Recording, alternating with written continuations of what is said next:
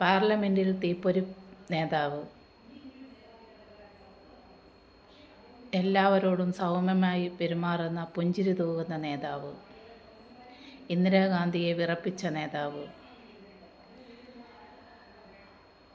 CPM-നെ, communist പാർട്ടിയെ രക്ഷിച്ച നേതാവ്, എല്ലാ കക്ഷിക്കാരോടും ഒരുപോലെ സൗമ്യമായി പെരുമാറുന്ന നേതാവ്,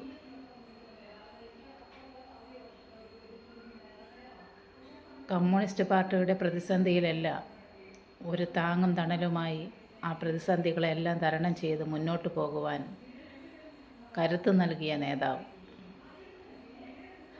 പ്രിയ സഖാവ് സീതാറാം യെച്ചൂരി ഇന്ന് നമ്മളെ വിട്ട് ഈ ലോകത്ത് നിന്ന് വിട പറഞ്ഞിരിക്കുകയാണ്.